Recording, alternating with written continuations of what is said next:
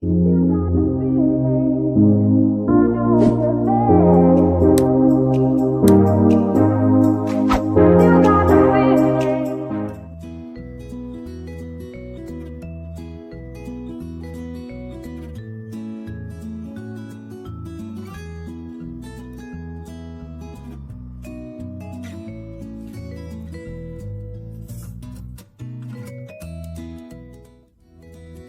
guys! Ngayon gagawa tayo ng PUTO pizza.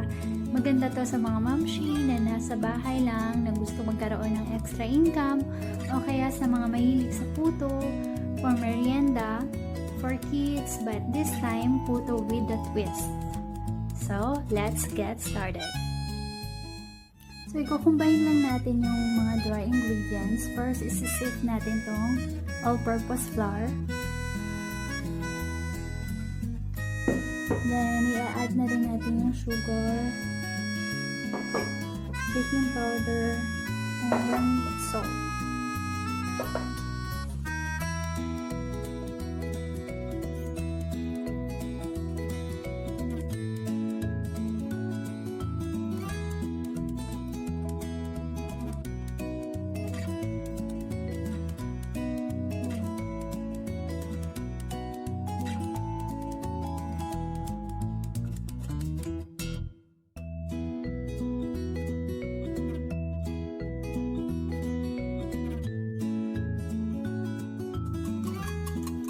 Then, i-combine lang natin yung mixture sa dry ingredients.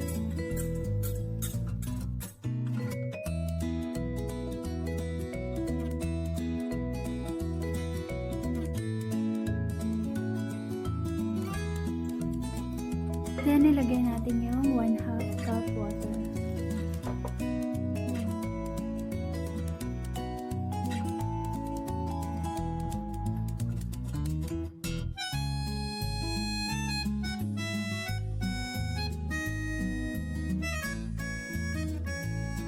So, ito na yung na-strain natin na mixture. Very smooth niya na. So, isa-set aside natin to for 30 to 40 minutes para umalsa lang siya konti.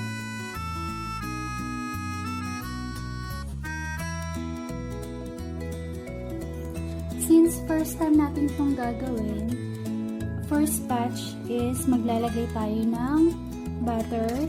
Lalagyan natin ng toppings agad. Then, yung second batch, lalagyan natin ng toppings later on pag umalsa na yung puto natin. So, maglalagay na tayo ng butter ng mixture natin dito sa ating molder. Ang molder ko ay medium size.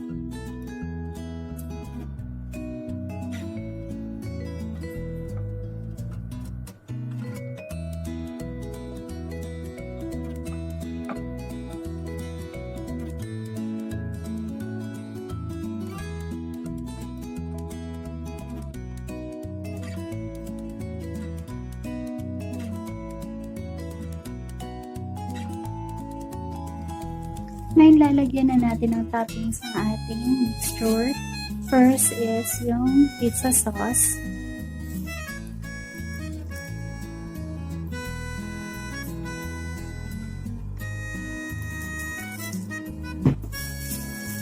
Then ham.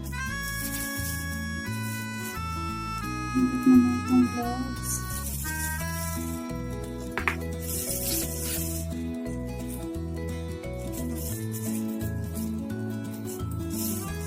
Then, bell pepper.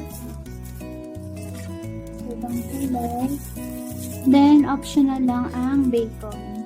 Kung meron kayong bacon, pwede nyo ilagay. Kung wala, okay lang.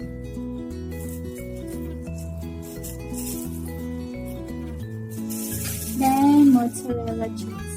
So, ito na siya.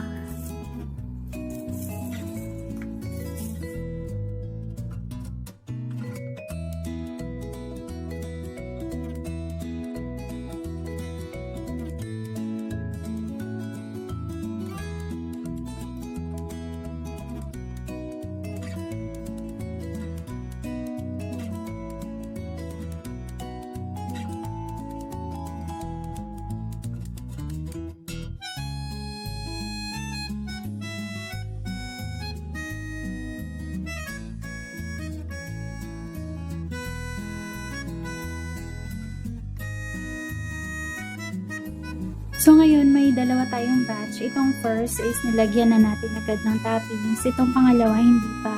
So, lalagyan natin to ng toppings 5 minutes before siya matapos ng pag-steam. So, nilagyan na natin yung ating puto sa steamer.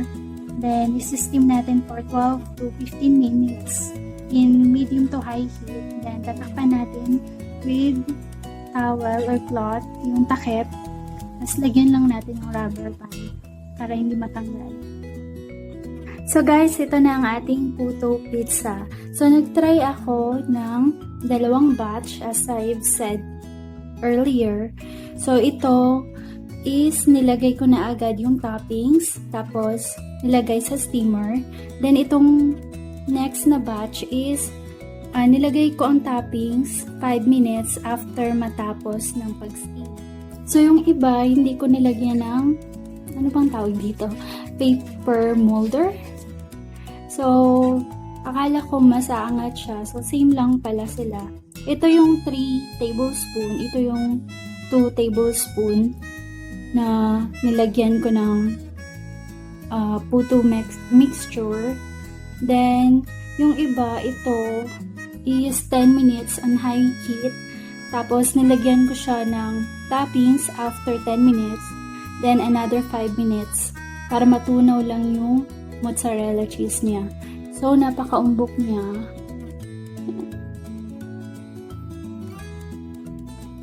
So, feeling ko successful naman for the first time. Ito yung walang paper molder. So, ito, angat niya. So, yun, ito naman, 2 tablespoon lang. Ito yung, nilagyan ko siya ng toppings. Ito medium heat. So, hindi masyadong mainit yung steamer.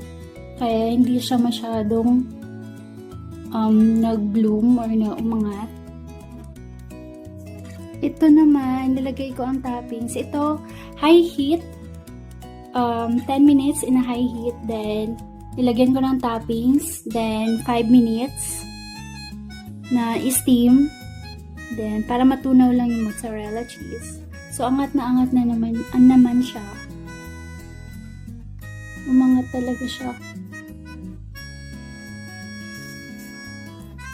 So, maganda to pang negosyo, guys.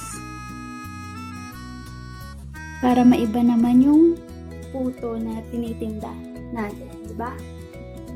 So, ito taste test na natin. Let's try this one.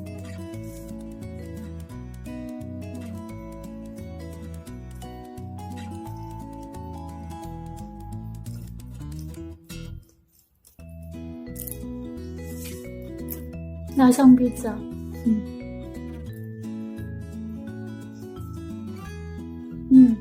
Sarap.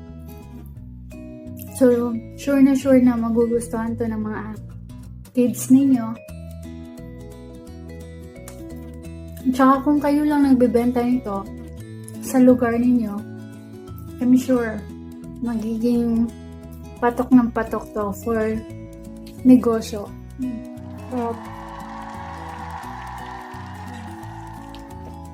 Let's try this one. Bukan natin kung kasi ganito, hindi ko siya ginamit kasi ganito is parang ang hirap tanggalin ng paper. So, hindi ko alam sa inyo pero I prefer na walang ganito. Kasi hindi ko alam bakit super dikit. Tapos, ganito ba talaga, guys? So, kaya ako siya hindi nilagyan yung iba ng ganito. Kasi, ganito nga, ang hirap niyang tanggalin. Gutom ka na, hindi ka pa nakakakain. Diba? So, guys, see you on my next video. Sana may natutunan kayo today. So, bye!